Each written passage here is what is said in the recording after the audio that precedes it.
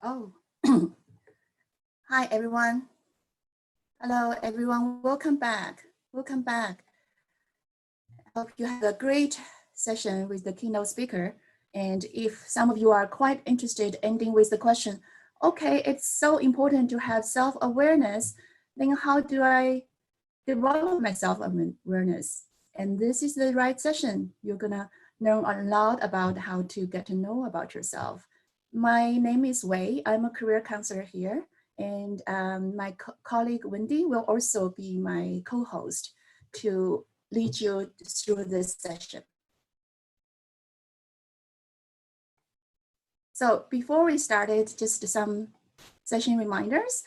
So basically, based on your experience in the first session, as you know, there are two things you can do, a chat box and QA. So the idea is whenever you answer my question or facilitator's questions, when you need to shoot your answers, you can use the chat box and make sure you send it to all panelists and attendees so that everyone can see your brainstorming ideas. And if you have a question during the session, either about the content or about logistics, send it to our host through Q&A and our co-host will take care of it. And also, in this session, we'll have two activities. Gonna use some handout. As you probably have noticed in the conference agenda, on this session, there are two links to the handout. So make sure you have that ready for the activities later. And this session gonna be two parts. Again, as the keynote speaker, Jamal was mentioning at the end of his session, there are two ways to help you develop your self-knowledge. One is through psychometrics assessment, which we're gonna touch on the part one. And another way is to reflect on your past experience, which we're gonna touch on the part two, narrative part. And between these two parts, gonna have 5 minutes break.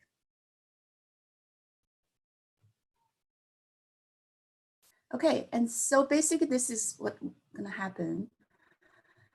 We're gonna start part one, get to know your types and talking about how different types can impact your personality, interests, and values, and what kind of assessment can help you understand your types. And then we're gonna have a break, and then we're gonna definitely talk more about how you can learn more about yourself through your stories by reflecting on your experience. Again, like Jamal was talking about, the reflection part, make it even more valuable when you have more experience and you can reflect on those. And hopefully at the end of the session, you'll have a better understanding about how the assessment and the narrative approaches to help you know yourself. So these are the two fundamental approaches in the career setting. And also you will have opportunity to explore your career interests, strengths, and values. I wouldn't expect out of 1 hour or 1.5 hours to learn everything about interest, strengths, and values, but hopefully some of the activities in this session will get you started. And then end of the session, you'll be informed with different career planning resources and tools, and also identify next steps for further career exploration. So in a way, this is more like a starter to get you start to think about how to get to know yourself, how to develop that self-awareness. Okay, let's start with a poll. I'm just curious, where are you at? We're talking about knowing yourself in a more career setting. I'm curious where you're at in the career planning. Do you have some clear career goals? So feel free to put your answer and then we'll see where are you at as a big group.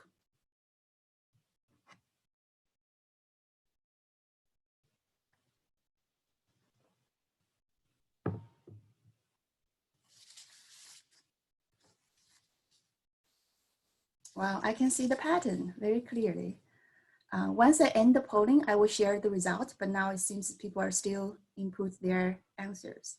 Let's give it a few seconds.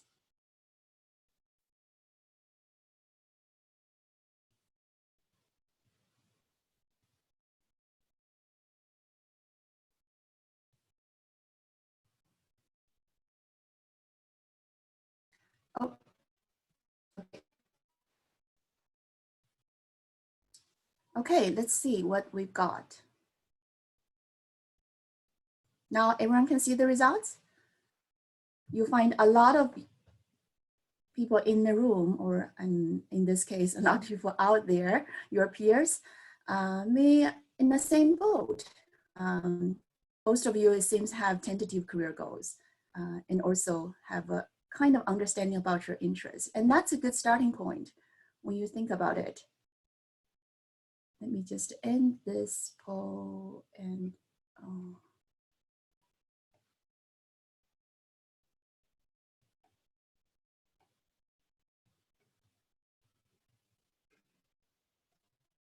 so it's quite known, not only among yourselves, but also a lot of professionals out there as adults also have ongoing career uncertainties, and sometimes their interests change. And most people during their undergraduate probably have no clue what they want to do. It's quite normal. And that's why we're gonna spend the next hour to give you some tools and resources. Before we start that, let's do this fun exercise. As I said, most people don't know what they want to do when they were young. Let's take a guess. Look at this career path and then take a guess, who is this person? I can tell you it's a very famous person out there. This is his, oh, I'm giving you the hint. This is his career path. And just take a wild guess. Shoot your answer in the chat box. Who do you think this person is?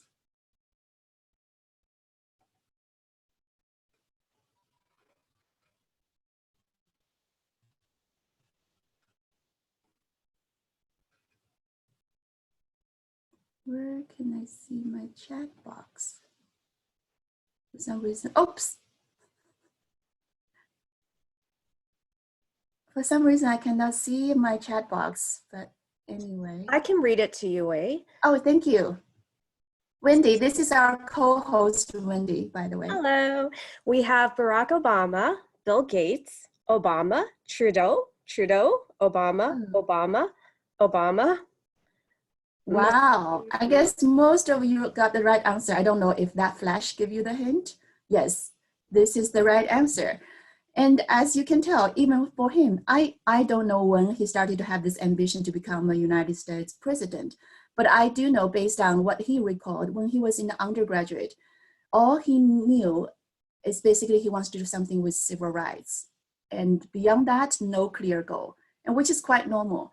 And that is also something I want you to take away from this session. It's not about end of the session or any moment you will be inspired to know what you want to be in the future. But hopefully through this session, through today's session, you can have some tools and learn some approaches to learn about yourself, today's self. It will change. And hopefully you will use the tools ongoingly, learn your new self, and also figure out next steps.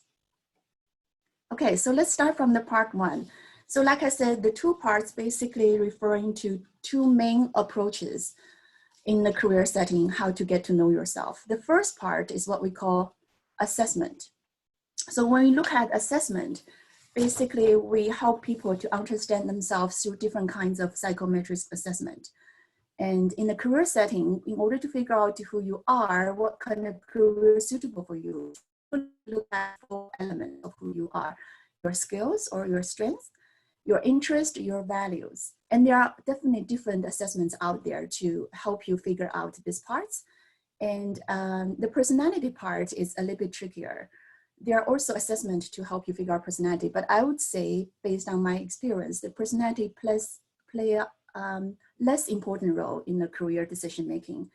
Because in a way, when you look at these 3 pieces, your personality basically is your way to express your strengths, your interests, and values.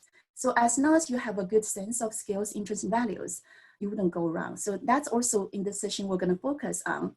Most important is the interest, because the assessment we use, the interest profilers, is basically focused on interest. And because they're interconnected, from that interest assessment, you may also learn something about your values and strengths. And I'm just curious. I'm sure some of you had a chance to take the career assessment we gave it to you beforehand, which is called my interest profiler. Either you took it or not, it doesn't matter. The question is, raise your hand if you have ever taken any career assessment, including the one we gave to you. Oh, so many hands, 70, 80, okay.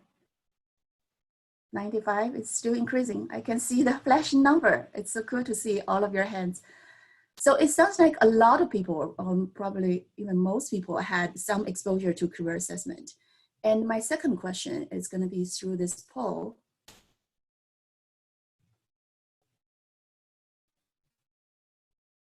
And based on your exposure or experience with assessment, do you find assessment results accurate, helpful, make sense, not accurate?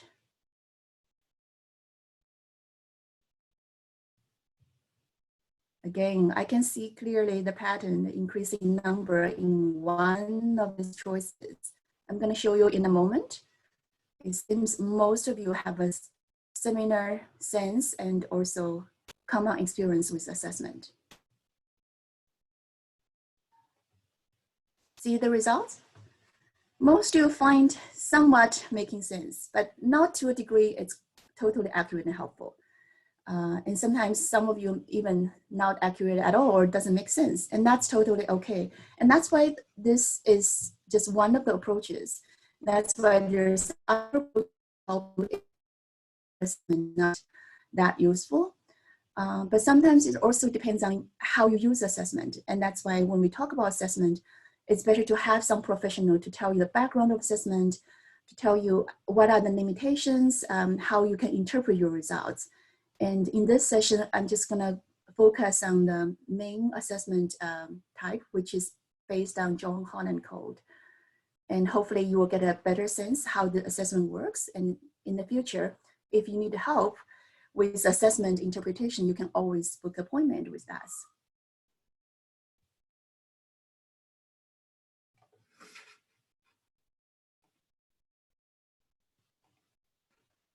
Okay. So the main assessment, we're gonna, actually this is not assessment, this is actually the main theory behind most of the career assessments. It's called John Holland code. John Holland is a psychologist in US. He developed this John Holland code to help people understand their vocational interest and also help them to make right choices based on their interest.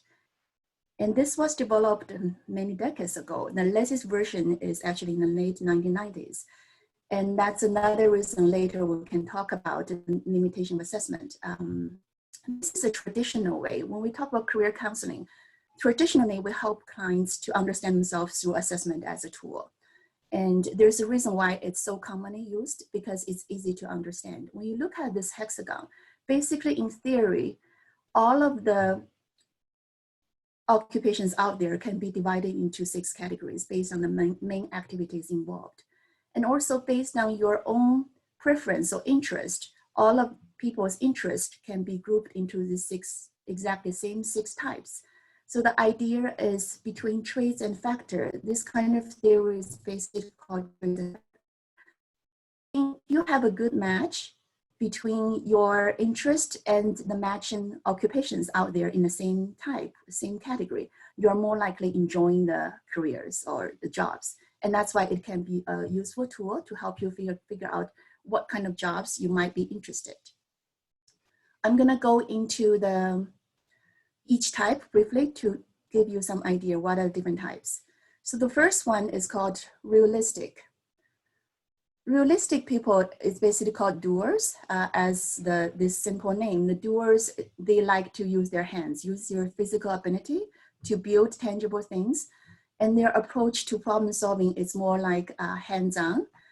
They like to have tangible results. They may be good at with mechanical abilities or physical abilities, and they can be reliable, handy, well coordinated. And the typical careers, as you can imagine, could be trades, farmers, or anything to do with tangible results using equipment, using different tools. If you have questions in the meantime, you can just send your question in the Q&A. Our co-host will help with that. And the next type is called the thinkers. Thinkers like to analyze, like to use their intellectual ability to learn different things. Their approach to problem solving is go in depth to analyze information data, and they enjoy abstract problem solving and complex problem solving. They may enjoy collecting data. I wouldn't say collecting data. I think their enjoyment is more about analyzing data. And also the careers they may enjoy could be typically scientists, researchers, or IT engineers. The next one is creators. It's basically artistic people. We're referring to people who definitely enjoy all types of art. End of the day, it's about self-expression. They enjoy using different media to express themselves.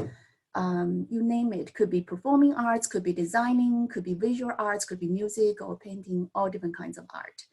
A typical career could be journalist, or all different kinds of artists and designers and architects. And we have social helpers. In a nutshell, I can say a helper basically enjoying helping people in different ways, depending on what ways they choose. They can help people intellectually, physically, spiritually. So you name it. The related occupation could be medical professionals, could be teachers, counselors, depends on how you help others, but and building relationship.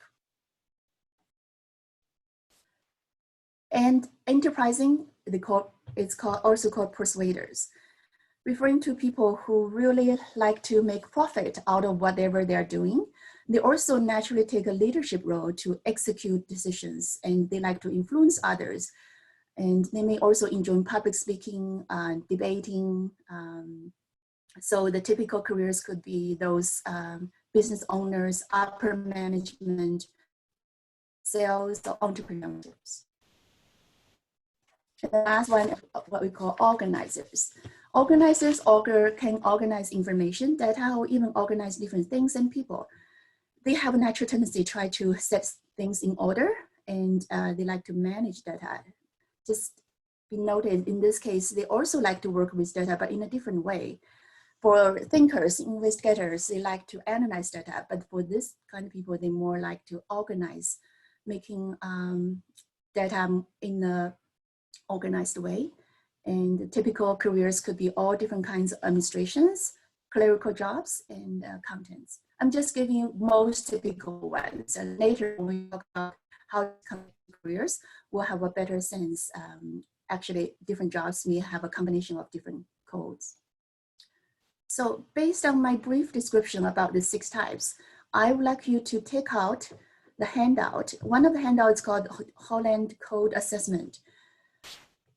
It's the same layout, all the 6 types in one page. So quickly go through the 6 types. For those of you who haven't done the assessment, you can use this exercise as a replacement.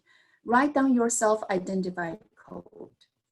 For those of you who have taken the assessment, my interest profiler beforehand, I would like you to first do the 1-page handout and then compare your results to the interest profiler result. And raise your hand if you got the same codes. I'm gonna give you about 2 or 3 minutes to do this.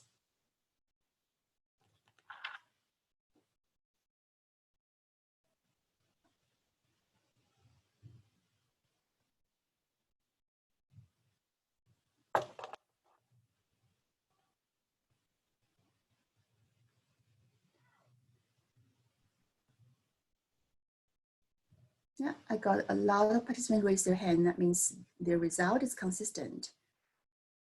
Through this like 1-pager exercise, compare with the kind of formal assessment online.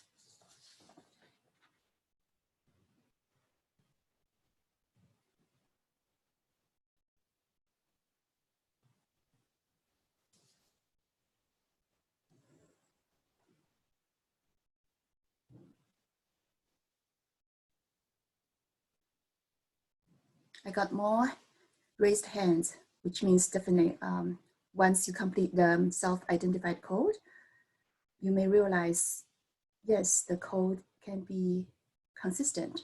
Or even it's not consistent, probably 2 out of 3. We're asking the top 3.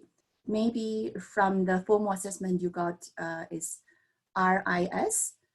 And then from this one pager you got is IA, right? Like 2 out of 3 is same. It still shows some consistency.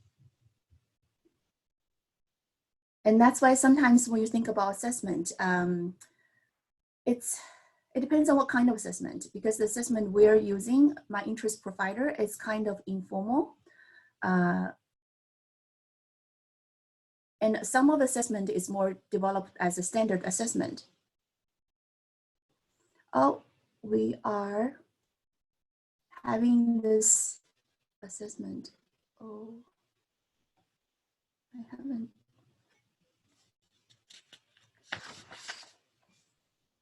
Some of the assessment is more formal. I would encourage you to take it and then get the results with a career counselor to help you interpret that. For this kind of more informal exercise, it's okay to take an online version, and sometimes even an informal exercise also can be helpful. So the idea is, I see a lot of hands raised. The idea is most of you probably find it's pretty consistent. You learned about your top 3, either from the informal exercise or online assessment. And then what? If you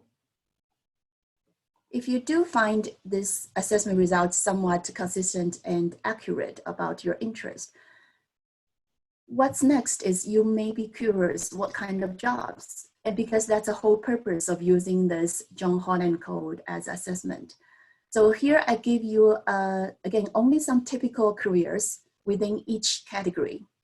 I would like you to think about your the first one, the top one, because that's your the area you have strongest interest. Do you see yourself going into that top 1 category in terms of careers? So please raise your hand if you would consider the area under your top 1. Whatever the first one is, could be realistic, could be investigative. Based on your top 3 codes, just choose the first one and look at the typical careers here. Do you see yourself going there?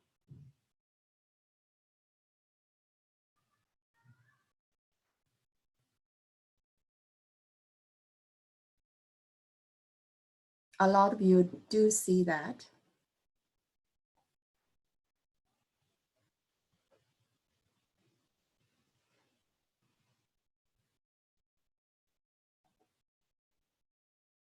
Yeah, and that's the good part. It definitely tells you there's a reason why this kind of assessment can work to help you figure out what kind of careers you may more likely enjoy and to help you make a decision. And that's a rationale behind. But also, I'm sure there are some of you out there don't see yourself going there at all. And in that case, I would say, before you say, oh, I will never become a farmer, even my top interest is realistic, one of the typical careers is farmer, outdoors, right? Before you teach that idea, I would encourage you to think about why that occupation idea is there. So it's not about the name or job title, it's about what's behind, the underneath is the typical activities involved or interest pattern. The reason farmer is there is because you express interest in outdoors and hands-on. And that's the theme of this area of interest. So instead of just say, forget about it, maybe you can talk to a professional to say, I notice my interest pattern is basically realistic. Other than farmer, other than the list, they show me I have 0 interest in any of them. Any other careers I might be interested. And that could be a good conversation opener once you have a good understanding about themes. So the idea is, don't fixate on the job titles, even in the what's the underlying interest. And another thing is, for those of you who don't find any interesting careers in your top 1, that's not the end of the world, because most of you have a pretty strong top 3. And there's a reason why we encourage you to consider more than your first strongest, but also consider to combine some of them. And ideally, if you can combine 2 or 3 interest areas into one career, that could be your ideal career. But not always it is realistic to find a career combine all the interest areas you have. And that's why sometimes we need to go beyond the result. Again, you can do this through learning about when we talk about how you go beyond the results, but also you can also book a one-on-one appointment if you have taken assessment but doesn't make sense to you. In this case, I'm just gonna invite you to re-look at this hexagon. We're gonna look at some different layers, why this 6th category is manifested in a hexagon. There's a reason why. So in the theory, all the 6 different categories referring to different type of jobs. But in reality, most of jobs could be a combination of the 2 or 3. And also most people's interest is a combination of 2 or 3 areas. And that's a good news part. So ideally, if you can find a combination, for example, if you're thinking about doctor, which is the most common ones, a lot of students are interested. So if your top 3, we'll just try to simplify this scenario. If your top 3 is investigative and social, or social and investigative, top 2, and then you have strong interest in doctor, chances are doctor would be fitting to the list generated based on assessment, because doctor as an occupation is also a combination of thinker and helpers. So that's an ideal scenario, but not always. Depending on which top 3 you have or top 2, not always it is easy to find something combine the 2 together. When you look at the hexagon, anything adjacent to each other, there are more commonalities between them. For example, the thinker and creators, or artistic investigative, the commonality could be intuitive thinking, look at the big picture or pattern. On the other hand, anything across to each other, opposite, for example, conventional and artistic, they have further distance, meaning they have least commonality between the 2 areas. So chances are, if your top 2 is those 2 areas opposite to each other, it is quite challenging for you to find one career combine both in one job. So then what's the solution here? We look at the different ways to help you find your suitable careers. One of them is combine the activities with environments. What does that mean? Again, take the example of conventional and artistic. If your top 1 is artistic, you definitely love all different kinds of art, especially visual arts. But for some reason, or for a very common reason, you cannot turn that into a career because of not many job opportunities out there. And even more, your second top interest is conventional. Then how can you combine these 2 together? Can you think of any job actually is both allow you to be creative and also require you to be quite conventional? I'm sure there are, but there will be there will be fewer choices compared with the occupations generated between the top 2 adjacent to each other. So one of the solutions could be combine activity with environments. In this case, you may find the job satisfying in a very artistic environment. You may work in an art gallery as an administrative assistant, could be administrator or officer in an art gallery. In that sense, you enjoy the actual activities, but also you expose yourself to people share the same interest. You're gonna have a lot of connection with artists, and that can also satisfy your other area of interest. So that's the first idea. You can combine activities with environments. Find environments with the second highest interest, and then activities in the first highest interest. Another idea is nowadays, it's almost impossible. You just have one career through your life. Again, this kind of assessment, the idea is not to help you make a decision in terms of which one career is good for you. It's more like generating a list, give you multiple options. So if you have too many options because you have a diverse interest in the top areas, another idea is you can have multiple jobs at the same time. It's not uncommon. People have the daytime job and then have a weekend part-time job, or have side careers or side gigs. And that's another way you can satisfy different area of interest. And another way is also even more common. If you don't have energy to do multiple jobs or multiple careers at the same time, you can combine your jobs with volunteer hobbies. I can use myself as an example. My top interest, according assessment, is actually artistic. My secondary interest is social. But in that case, I choose a career more in the social. In a way, I know I'm not going to become a successful artist to make money out of it. And also I lack of some talent. But I still have strong interest in arts area. And what I did is basically my daytime job more rely on my social helping desires or skills. And then after work, anything spare time, I'm basically enjoying all different kinds of arts activities. I do all kinds of art as basically as a hobby. I'm not a master of any arts, but I do painting, I play guitar, I dance, you name it. My Instagram, actually I call myself master way of all arts, master of none. So basically I just enjoy it. I'm not doing it as a career. So that's another idea. And another idea is, even at this point, probably a lot of limitations you have because of the job market or because of social economic factors or even family influence, you cannot do a job really fitting to your top area. You cannot go into the ideal thing at this moment. But that doesn't mean for the rest of your life, you will stick to this short-term goal, compromise your interest. Once you develop more, maybe financial capacity or education, you may have more choices. Your second career or even third career, you can combine all different kinds of things together. Turn that into what we call the optimal career. I wouldn't say perfect career. There's no perfect career.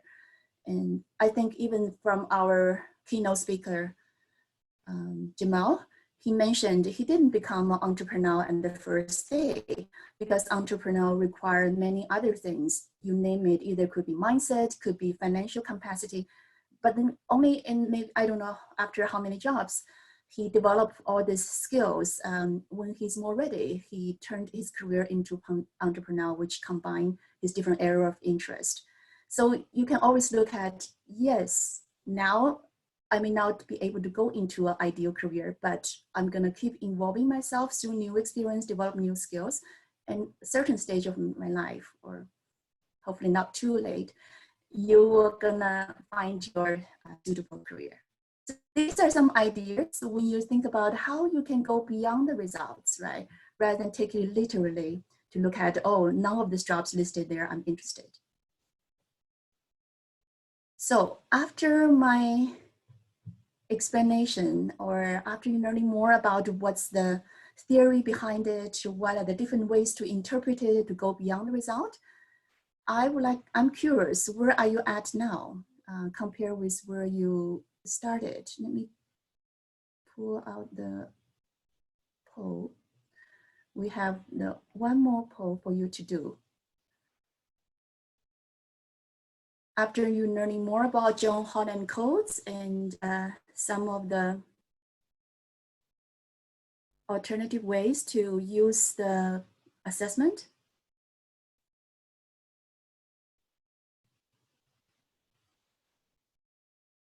That's great. I see, I'm happy to see there's an increase in terms of people find it accurate and helpful, and people find it makes some sense. There's less people find it not accurate at all or doesn't make sense. And if you are still in that category, that's okay. Like I said at the beginning, not everyone find assessment approach helpful. And that's why we have another approach after the break we're gonna introduce to you. Let me show you the, oops. Can you see the results? Yes, okay. So this is the result. If you remember the results from earlier poll, there's definitely increasement in the first two categories. More people find it accurate and helpful, and more people find it making sense. And that's why sometimes it's not about which assessment you use, it's about how you use it, whether you have a better understanding with the details or different layers of how we use the assessment. Okay, so before we end the first part, I'd just like to wrap up with look at this whole assessment approach. And so, like I said in the beginning, most assessment is based on typology. The simple rationale is people are in different types, and then jobs are different types. If you find a match between these types, you're more likely enjoying your careers. So it's a simple rationale behind, but there's definitely pros and cons. Let's look at what are the pros and cons of this kind of approach. So for pros, it's very simple to understand. It can be almost intuitive. Like for those of you who didn't have a chance to do the online assessment completely, even when I ask you to do a one-pager result, you can easily figure out your top 3. And it's easy to remember the code. It's either it's RIS or helper or doer. It's very easy to remember what does that mean. And you can even keep it, this knowledge in you. Next time when you talk about your strengths, you can use some of the vocabularies in the interview, right? This can be also helpful. In terms of generating career ideas, it definitely helps you to focus on certain areas you are more likely interested in, rather than overwhelmingly, there are so many careers out there, how would you know which ones is more suitable? And to be optimistic, just to tell you, yes, you can do any job, depends on all the circumstances, that's not helpful. And also, I would say it's also a great tool to help you understand each other. A lot of us assessment types or the typology assessment, we can also use it for other purpose beyond the career planning. We can use it for team building. I don't know if you knew there was a typical one used for years conferences called personal dimension. Basically, only 4 types of personality, 4 colors, very easy to remember. It's always a great way to do it in groups, because in groups, people can be divided based on their primary color and share about your common interest and common strengths. And then back to the big group, they can also tell the rest of the group, what does that mean being blue or being yellow or being orange? And in that way, all the different groups of people understand the other groups better. So that's why it can be also used in a team building setting. And we were planning to do this time, but unfortunately, because we cannot use the group rooms, and it's harder to make people into groups in a virtual setting. And what are the limitations? One of the typical limitations is basically results can be taken as prescriptive. So people may take it literally. Being a farmer doesn't mean I should really go farming, or animal trainer. I don't even like animals. How can I become an animal trainer? But like I said, the idea is not about take the titles literally. It's to understand the reason behind these titles. What are the themes of your interest? And then definitely generate more ideas from there. And also some people may think it's kind of pigeonhole. In a way, it is true, because there's how can you say all the people out there, there's only 6 types? It could be many different types, right? We try not to stereotype, but if you use it in a professional way, these 2 limitations can be avoided. A professional can help you not to stereotype yourself or others, and also help you to interpret your results in a more open-minded way. And another limitation is, because it's developed so long time ago, and even it's keep having the newest version adapt to the changes, but it's hard to adapt to every single 5 years or even 2 years. There are new jobs, right? I'm sure there are new jobs out there not listed in a certain result at all. For example, social media strategist. You wouldn't be able to find in any assessment results because it's quite new, right? And also it's not really, reflecting you as a person, your interests change, your values change, your strengths change depending on where you are at.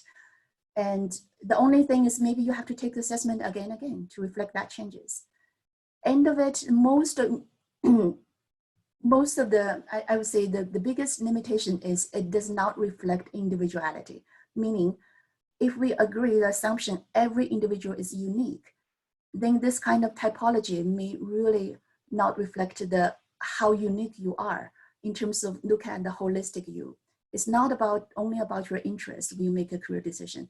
It could be many other factors, including your social, economic, your education background, your experience, your family circumstances. There are many other factors when you choose a career. Even when you have all those factors put together, end of the day, everyone's unique. And that's why we would like to introduce you the second approach, which is more focused on you as an individual and in a holistic way, which is called narrative approach. So let's take 5 minutes break and then come back, we'll continue.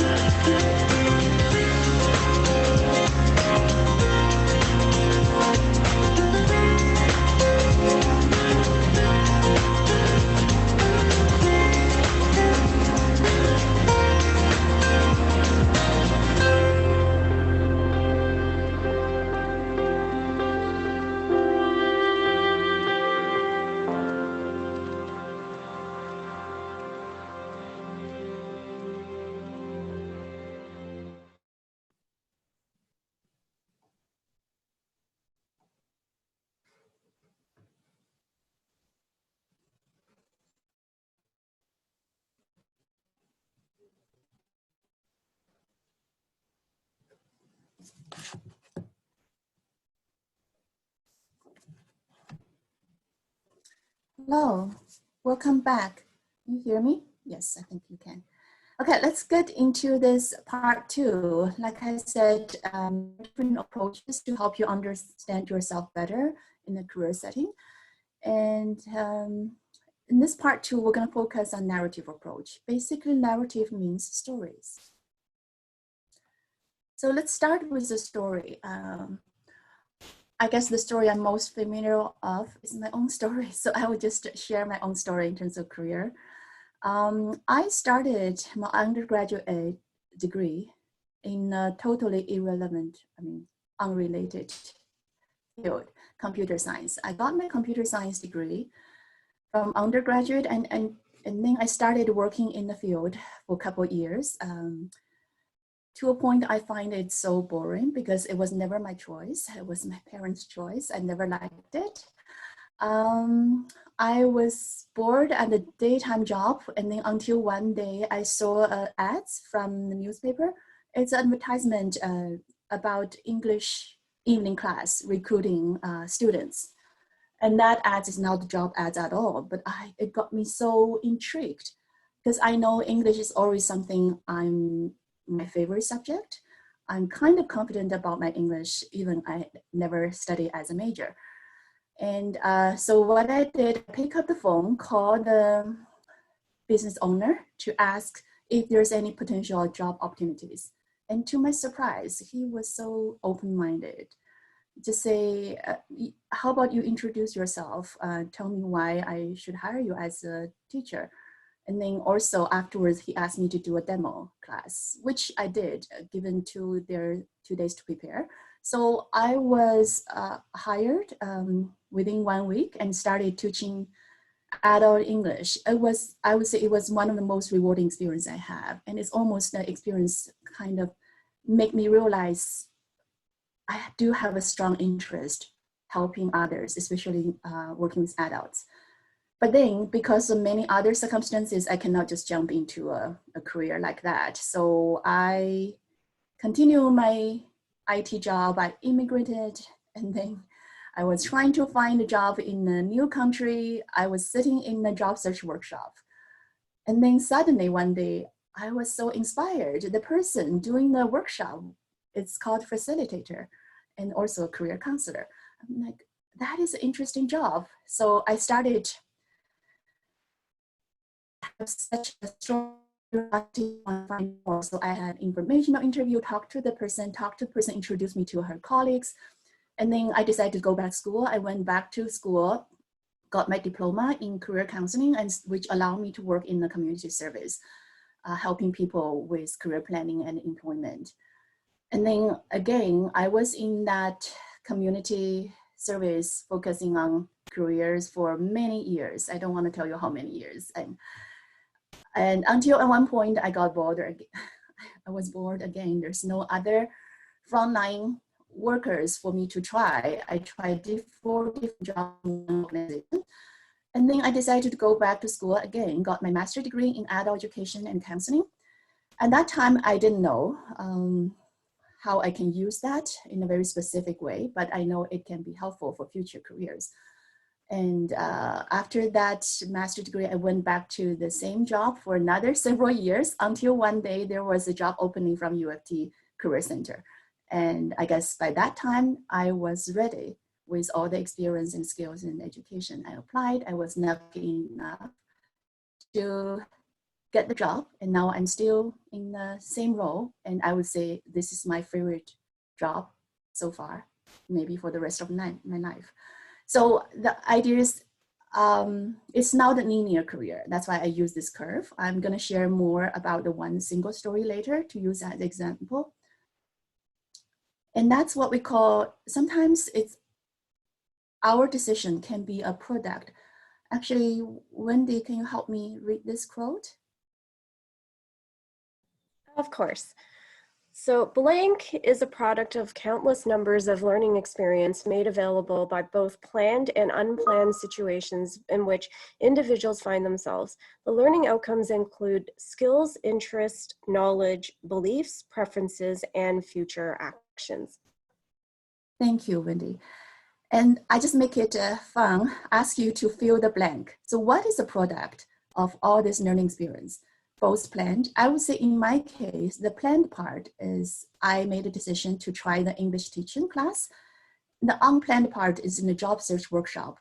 I didn't plan to get inspired there. Yeah, and then from both experience, it helped me to learn more about myself, which leading to my new career. So what is a blank? Can you shoot your answer in the chat box? And Wendy, can you read some of the answers?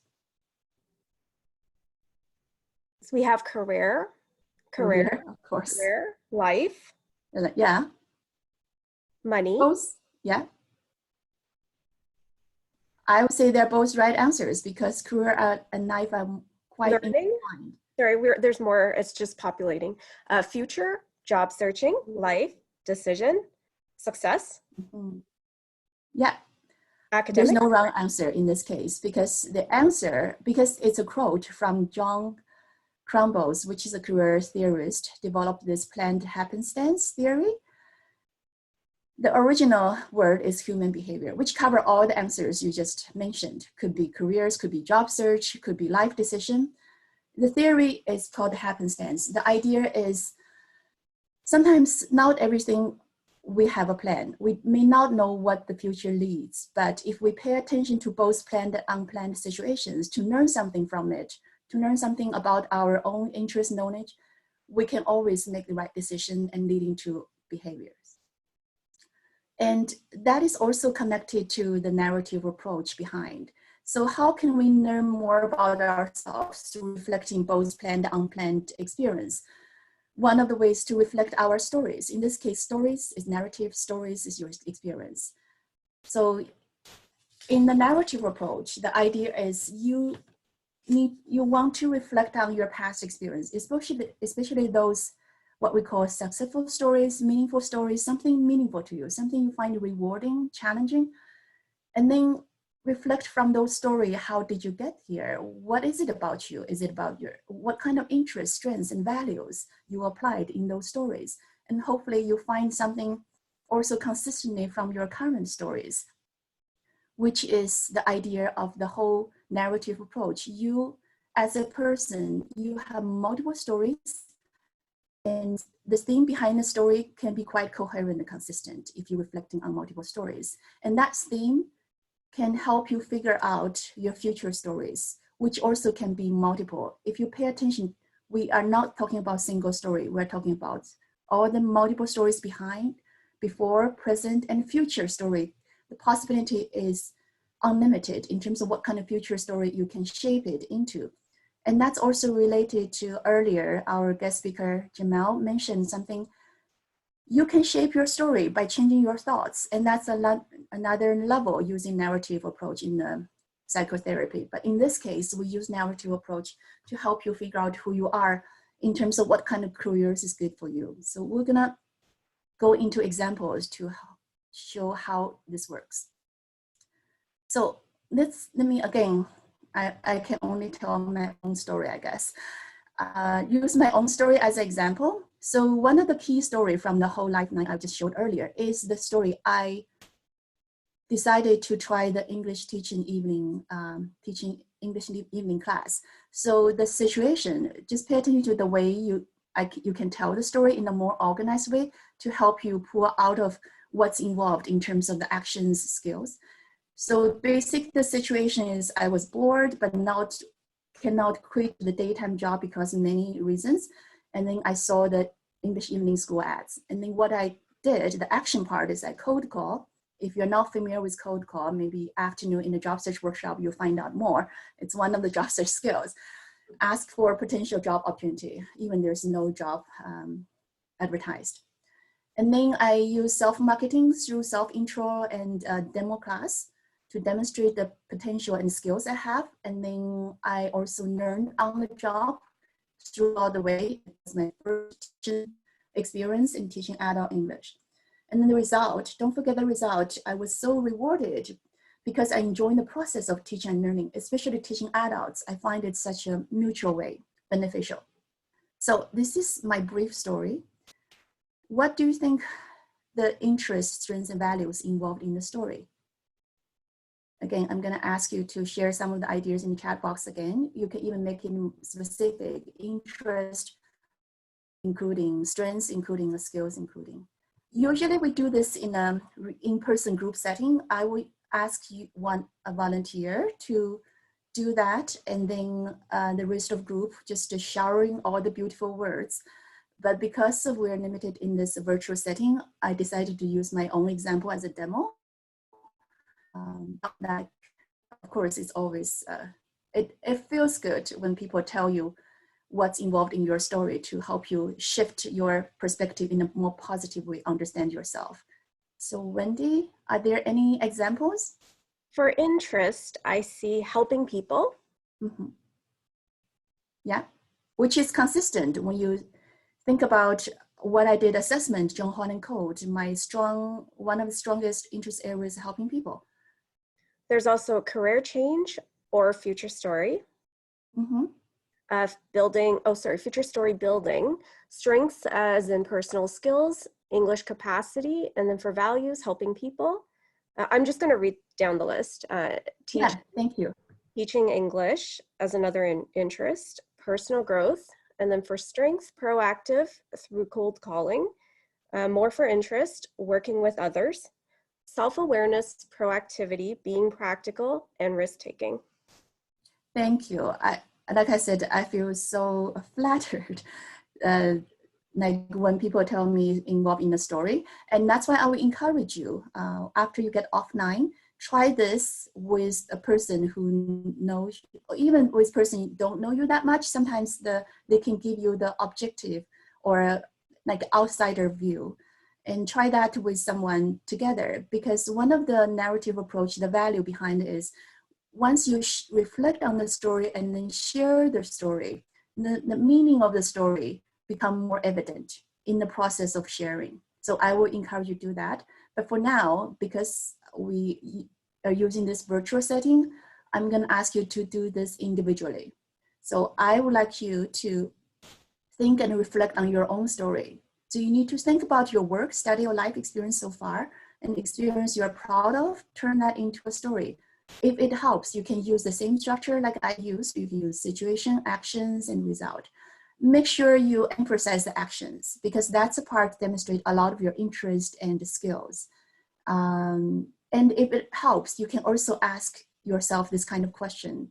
You don't have to write down the story sentence by sentence. You can think of experience and then ask the question, what kinds of activities did you draw and enjoy, which will help you figure out some of your interest, and what kind of skills did you use to develop in this experience, which can help you figure out some of the skills and the strengths involved, and what are you most proud of afterwards, and why, what quantities of working environment did you like. That question can help you more get some clues about your values. In my case, I find it so rewarding because it's a learning, like I value ongoing learning, and also I find it so rewarding because I was able to help others. So both helping others and lifelong learning was still are my values. So I'm gonna give you, I actually have a timer here. I'm gonna give you 7 minutes to do this individual exercise. And please take out the second handout from the link, which is called Narrative Knowing Yourself. There are some guiding guidelines and also 4 boxes to help you write down your interest involved in the story, your strengths, values, and also other factors. Like I said, these are the main elements when it comes to career decision-making, but when it comes to decision-making, there are also other elements, including your significant others, circumstances. Yeah, so give it a try. I'm gonna start the timer now.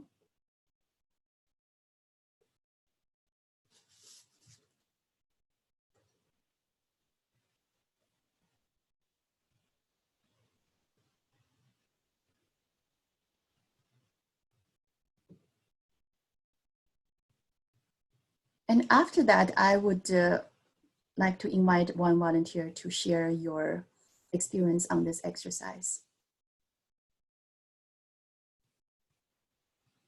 And if you have someone beside you, you can even do this in pair. That would be ideal.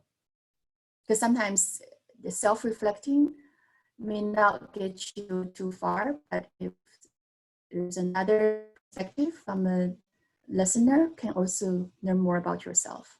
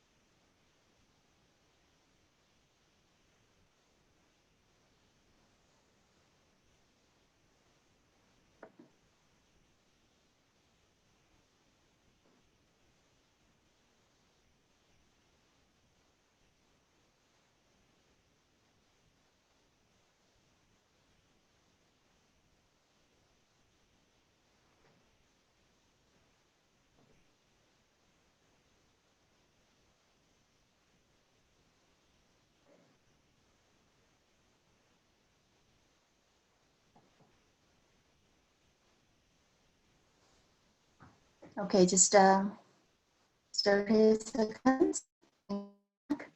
Hope you have a pretty good outline using the handout. Again, you don't have to write your story sentence by sentence. It's more about reflecting the experience.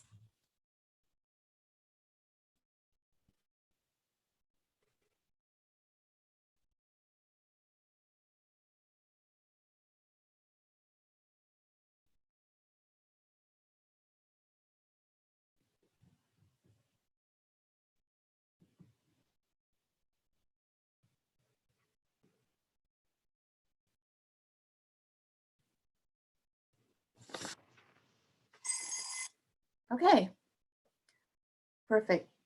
So now let's do a little bit of briefing exercise. And here to raise your hand to share very briefly what was your story. Again, briefly tell your story is also a skill. In an interview, when you use the story to demonstrate your skills, you only have about 2 minutes. So briefly tell your story, and then what did you learn from your story in terms of strengths, values, and interests? And also a follow-up questions, are your learnings in line with what you learned from the John Huan Code about your interest strengths? And anything beyond that, like did you learn something new beyond the John Huan Code, or it's more like confirmation? We have a volunteer. I'm just unmute Zara's mic so that she can speak. Okay, Zara, you're unmuted. Go ahead. Zara? Can you open your mic? Hey. Hi, can you hear me now? Yes, yes, I can hear you. Yeah.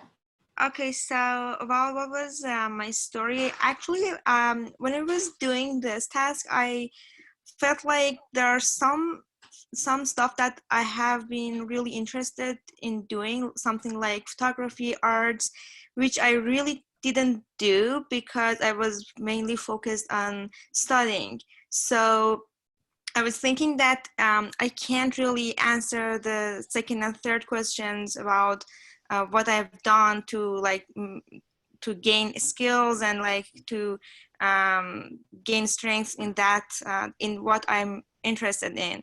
So I really didn't know how to answer that for what I really like to do, or really what was really my interest in my life. But I can answer those questions about what I have done, because I've done actually psychology at UFD, and I can't say that it wasn't something I was interested in, but after actually now I'm graduating, and I feel like it's not something that I want to do for the rest of my life. So I was a bit confused in answering. I was only just thinking about it.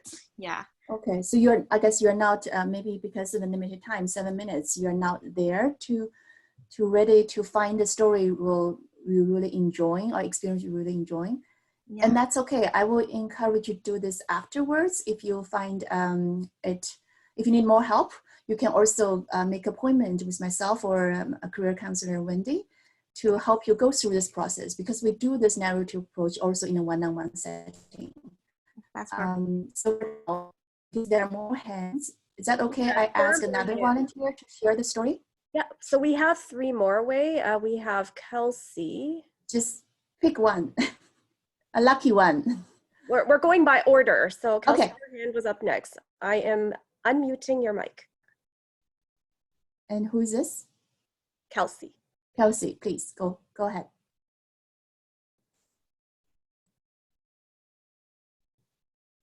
Kelsey?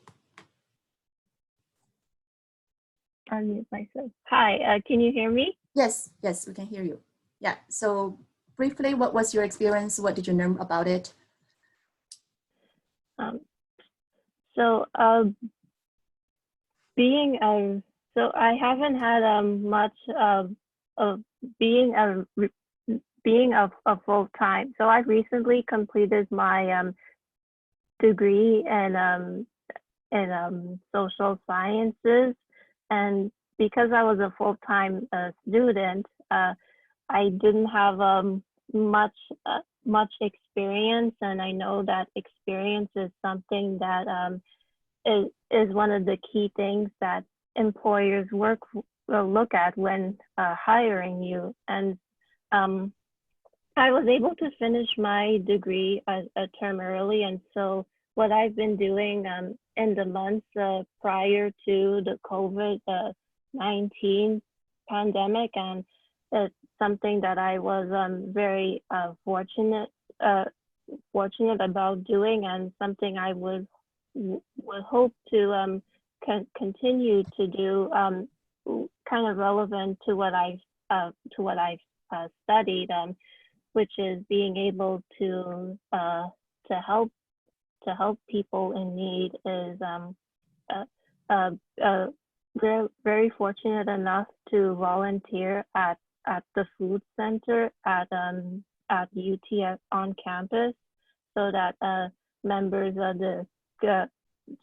members within the UTSC community have access to food, and especially during these times. And I've enjoyed the experience that I've had, and I still in the food center, they have been offering a pickup and delivery service, so that people can have access to food during those times. And I want to make sure that people get the word out, so people know about this. And so so the experience that I've had in helping people have access to food is something that I have been fortunate in being a part of, and doing things like that, helping individuals in need is something that I would hopefully would like to continue on in the future. And yeah, something what I would like to hopefully continue on within the field of social sciences, which I've studied at U of T.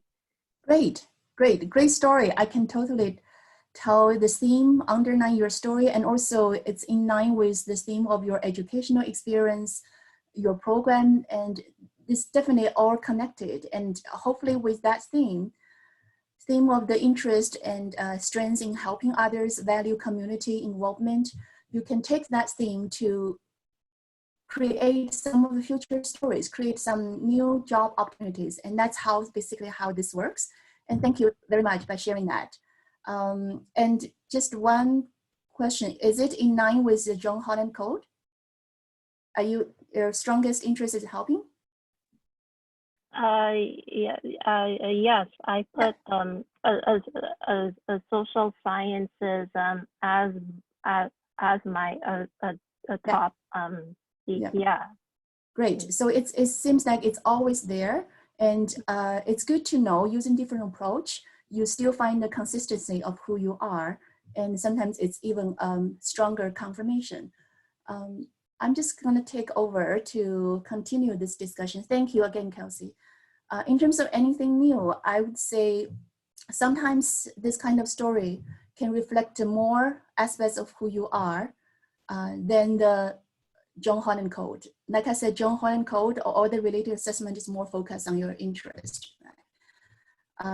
In my case, if I use my own story as an example, definitely there's a confirmation of like to help others, value ongoing learning, but there's elements from the story in terms of I like to take adventures or take the risks, easily get bored, or try something new. That's not something really easily fit into any of the 6 types of John Holland Code. That's more like a personality. Anyone from any of the 6 types can have that kind of personality traits. And that's why afterwards, when you try this narrative approach, I will encourage you to really reflect on all the different elements beyond the interest, because sometimes a story can tell you so much about yourself. And definitely if you reflect on multiple stories, the ideas, you'll find more clear themes to help you move towards to the future stories. Okay, so now I'm just gonna quickly show you the picture. I put this together, it's more like as a visual tool to help you understand a couple of the concepts we've talked about, the planned happenstance, but also combined with narrative approach. So the idea is, you may start from anywhere, but usually you start from gaining either planned or unplanned experience. The unplanned part is basically started with your curiosity. Maybe you're curious, maybe you're just vaguely interested, and follow that, go into the experience, because you never know where that experience can lead you if you do intentionally reflection afterwards. So again, if I use my own story, the job search workshop was unplanned. And I got so excited about the job search facilitator's job. And I start to reflect, what is it about that job? And start to reflect about myself and then connect with my earlier story, like to teaching adults. And then start to also talk to people in the field to understand more about. So all those are intentional part, the planned part. And then once you have a better idea through your reflection, you will find clues about your interests, strengths, and values, and you will take that to build your next steps. The ideas, you don't have to know what's the rest of your life, what's that one career, because there's not just one career. All you need to know is your next step. Hopefully you can design and strategize the next step based on the clues. And then if you have every single step built based on your ongoing evolving interests and strengths and values, then your whole career journey is on the right path. And sometimes it takes resilience. And talking about clues, I would like to share these two quotes from the book, Design Your Life. I don't know if has anyone heard of this. It's a very popular book written by two lecturers from Stanford University, Bill Burnett and Dave Evans. Both of them are lecturers, and one of them even executive directors in the design program in Stanford. Several years ago, it just through one unplanned lunch chat, they got this idea. We are using design thinking in our program teaching, but why not also use design thinking in career planning? And then they started to experiment that to have a very popular workshop called Design Your Life, applying design thinking into career planning. And this is from the book. Wayfinding is the ancient art of figuring out where you are and going where you don't actually know your destination. What you can do is pay attention to the clues in front of you to make best of a way forward with the tools you have at hand. So this is quite in line with the last one, which I'm just showing you. Maybe you don't know where your final destination, what is your ultimate career goal? And that's okay, as long as you pay attention to your clues based on your current reflection about your current and past experience, and then you can make the right move for the next step. So talking about design thinking, which is another way, the whole idea of applying design thinking to your expression is also a narrative approach because it's more focused on your experience. And I don't know how many of you are familiar with design thinking, but in a nutshell, it was originally used by designers to use this kind of thinking to design new products. It always starts with understanding the problems by interviewing, shadowing, understand what's the problem, and then define what's the challenge, what's the problem, and then come up with ideas how you can solve that problems, and then prototype and test it out to find the right solution. This can totally apply in career setting, starting by emphasis of understanding who you are. Again, identify your interests, strengths, values, and define what is your career desire or mission. What kind of careers or directions? You don't have to have a clear answer, but hopefully you will generate some ideas based on that direction, and then prototype by try it out. There are so many ways to try it out, through job shadowing, through informational interviews, through volunteer. You don't have to try the full-time job. Sometimes impossible to try the full-time job, to help you test it out if it's the right direction. I'm just gonna quickly go through, I'm aware of the time. So one of the design thinking idea is you start from define a problem. Anyone look at this picture? Can you tell me what does this kid need? Again, just shoot your answer in the chat box. What does this kid need? That's a question. Any example from Wendy? Yes. Sorry, I'm just scrolling up. There's a lot of excitement. So it says, needs a stool, a ladder, a book, a ladder, a book, to get a book, a stool, to obtain a book. The problem is the kid needs a stool or a ladder. Okay. That's a very common approach when they think about the problem. We think about very specific, tangible problem. That most people think it needs a tool, but actually if you redefine the problem, what he or she needs is information and knowledge. If you rephrase the question into how can we find a ladder, into how can we create better ways to access information, then the whole problem rephrased into a bigger problem which lead to much more possibilities in terms of solutions. So that's the idea I would encourage you to apply. Instead of ask yourself, what do I want to be, which is a very limiting way to ask yourself. It seems there's only one right answer. Then ask yourself, what kind of problems do I want to solve in the future career? And then if you don't know what kind of problems out there, I would encourage you to go to this website, which is a great career planning website, focusing how to develop a meaningful career by focusing on problems out there. They encourage you to look at problems, urgent problems out there, neglected problems out there, and meaningful ways to make a difference. So yeah, if you're interested in this approach, go to this website. They actually list a lot of urgent problems out there in the world if you want to get inspired. This is another tool used in the design thinking. Once you have the idea, they say the question you define is how to improve health. Then you can use this mind map tool to free associate whatever ideas comes to your mind.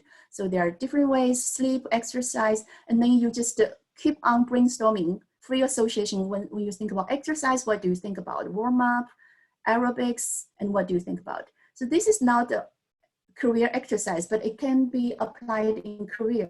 When you think about end solutions, it basically leads you to many possible careers. So in a way, to improve health is not just being a doctor, right? The doctor is one of them.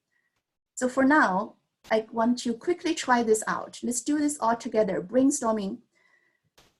Grab your computer or cell phone, input this Menti code, go to menti.com, input this Menti code.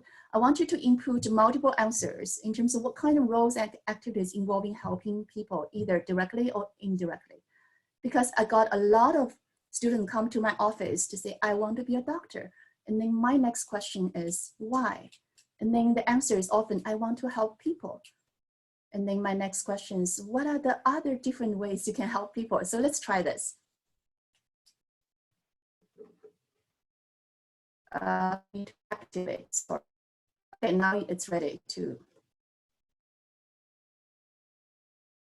Parent, teacher, coach. Okay.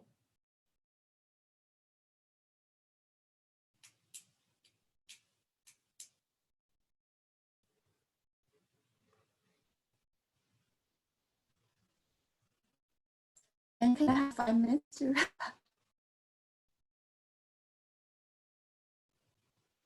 Okay, we got a lot of ideas, and that is the beauty of do this in a group. Sometimes if you're only brainstorming by yourself, maybe there's only 1 or 2 ideas, being a doctor, being a nurse, being a teacher, but there's so many different ways. End of the day, almost any career help people directly or indirectly. So that's something I would encourage you to do, to use that mind map next time when you got a vague idea, and then just expand your options by trying the mind map. So to wrap up, this is basically a very useful tool when we talk about now. It's not about knowing the ultimate career goal right now. It's about ongoing developing yourself, understanding yourself, really ongoing have this career management, self-directed career management capacities. So here is something you need to constantly develop when you think about how you can have a better career management throughout your whole life. The first capacity is called identity capacity. It's about knowing yourself. That is where our session, this session about to help you know yourself. Once you know yourself, have even a vague direction, then it's a matter of getting experience, learning how to get there. Learning sometimes requires acquire education experience and training, and even acquire jobs or skills, which this afternoon is about. Actually, our whole conference is designed based on this model. We try to cover all the different capacities, have different sessions to help you get it started, how to develop them. And then social capacity, if you heard of, is not about what you know, it's about who you know. It's everything about networking. On the third day, we'll have employer panel. Hopefully you will get different perspectives and also build some connections with professionals out there. And then psychological capacity is as important as all the other three, because as you know, it's not a linear path, it's not a straight line. It takes a lot of detours, sometimes resilience, self-efficacy, you're gonna experience stressors. And I believe tomorrow we'll have one session about from the health and wellness to talk about how you can develop some self-management stressors. So all these are connected. The idea is you don't have to do this in order. It's not like you have to start from here, knowing yourself. Because once you start any capacity develop, for example, if you develop social capacity, knowing so many professionals out there, having informational interview, it can help you also have a better clarity about who you are and then figure out your next steps. So they're all interconnected. And last, to connect all the dots, I want you to look at the big picture. I put on purposely this new experience is about the key for you to ongoingly develop yourself, learning about yourself, because your current interests and strengths, values may turn into totally different once you have more new experience. End of the day, your academic programs is just one of the many different factors shape your future career. So back to the beginning, if you don't know what can you do with your degree, and that's okay, because your degree is not going to shape your career. It's about many other experiences, including how you create your academic experience during this degree will help you shape your future career. Final resources, all these resources on the CLN, except what can I do with my degree, especially for UTSC students, we have specific programs in UTSC. On our website, we put this together as a tip sheet. If you're curious about your program, you can always go there. But the list of the occupations there is totally not exclusive other ideas. It's only some samples to get you started. And the next step, starting today, I will encourage you to continue participating in all the Get Hired session. Like I mentioned, we built this different sessions to help you develop your capacities in our future events. Anything you need, you have question or further help, you can always call us front desk to make individual appointments. Ongoingly, these are the 3 words I want you to take away. I want you to go out there to explore, experiment with your ideas, and don't forget to reflect, because that's how you can understand yourself better ongoingly. And that's all for this session. A big thank you for all of you joining us, and also thank for our sponsors. For Thank now, you we're going to so much, Wei. May I take over the screen? Yeah, go ahead. Thank you. All right, so let me share my, so it's lunchtime, the most important session of the day. I don't know what your